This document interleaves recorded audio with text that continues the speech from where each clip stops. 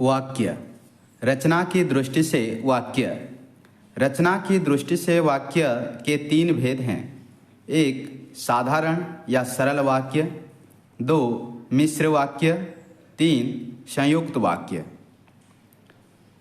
पहले साधारण यानी सरल वाक्य को देखें।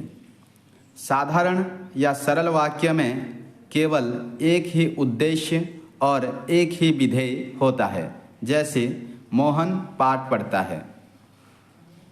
मिश्र वाक्य, इसमें एक मुख्य उपवाक्य होता है और एक या एक से अधिक आश्रित उपवाक्य होते हैं। मिश्र वाक्य के आश्रित उपवाक्य तीन प्रकार के होते हैं। क संज्ञा उपवाक्य, जैसे मैं चाहता हूँ कि गर्मियों में तुम हमारे घर पर रहो। ख विशेषण उपवाक्य, जैसे वह लड़का भाग गया जिसने चोरी की थी। ग क्रिया विशेषण उपवाक्य, जैसे मैं तब पहुँचा जब बारिश हो रही थी। संयुक्त वाक्य, इस वाक्य में एक से अधिक प्रधान उपवाक्य हों उसे संयुक्त उपवाक्य कहते हैं। क उसमें दो सरल वाक्य हो सकते हैं, जैसे तुम यहाँ से जाओ और मोहन को बुलाकर लाओ। ख एक सरल तथा एक मिश्र वाक्य भी हो सकते हैं, जैसे मेरा यह विचार है कि यदि वर्षा नहीं होगी तो फसल नष्ट हो जाएगी। ग दो मिश्र वाक्य भी हो सकते हैं, जैसे जब तुम पहुँचे तब सब आ रहे थे और जब तुम खाने बैठे तब बस चली गई। वाक्य परिवर्तन। सरल वाक्य, मैंने एक बहुत लंबा सांप देखा। इसे मिश्र वाक्य में बनाने से होगा, मैंने एक सांप देखा जो बहुत लंबा था। सरल वाक्य, सुबह शाम कसरत करने वाला आदमी इनाम जीत गया। इसे मिश्र वाक्य बनाने से होगा, जो आदमी सुबह शाम कसरत करता था वह इनाम जीत गया।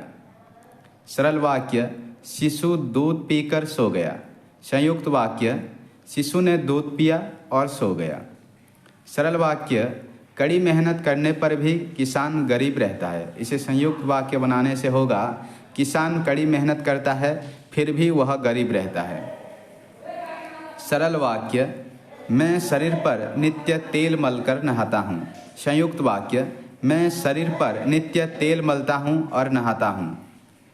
संयुक्त वाक्य, आगे बढ़ो और दुश्मन का मुकाबला करो। इसे सरल वाक्य बनाने से होगा, आगे बढ़कर दुश्मनों का मुकाबला करो।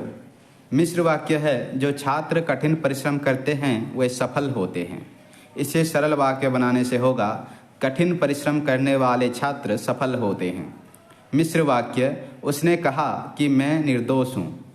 इसे सरल वाक्य बनाने से होगा, उसने अपने को निर्दोष बताया। अर्थ की दृष्टि से वाक्य। अर्थ की दृष्टि से वाक्य के निम्न भेद हो सकते हैं। अर्थ की दृष्टि से वाक्य के 8 भेद हैं। एक विधानात्मक, जिस वाक्य से क्रिया या कार्य के होने का भाव प्रकट हो, जैसे बच्चे हिंदी पढ़ते हैं, वे एक अध्यापक हैं। 2 निषेधवाचक, जिस वाक्य के क्रिया में न होने का भाव हो, जैसे राजू ने खाना नहीं खाया, आप ज़्यादा न बोलें, वहाँ न तुम जाओ न वह जाए, तुम देर मत करो।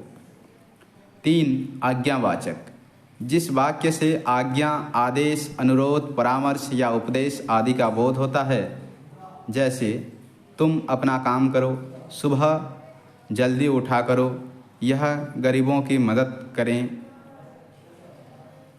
प्रश्नवाचक, जिस वाक्य से प्रश्न पूछने का बोध होता है उसे प्रश्नवाचक कहते हैं। क्या आप बाजार जाना चाहते हैं? शेर कहाँ रहता है? वह लड़का कब लौटेगा?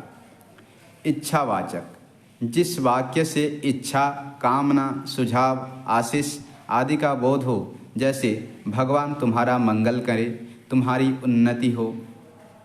6 विस्मय बोधक, जिस वाक्य से विस्मय, हर्ष, सुख दुख आदि का भाव अभिव्यक्त हों, जैसे तुमने इतना बड़ा वजन उठा लिया। हाय वह कितना कष्ट झेलता है, शाबाश तुमने बड़ा अच्छा काम किया। 7. संदेहवाचक, जिस वाक्य से संदेह या संभावना का बोध हो, जैसे क्या वह अब तक पहुंच गया होगा, शायद आज बारिश होगी। 8. संकेतवाचक, जिस वाक्य में कोई शर्त संकेत पूरी होने की बात कही गई हो, जैसे वर्षा होती तो अन्न उपजता, तुम पढ़ोगे तो पास होगे। धन्यवाद।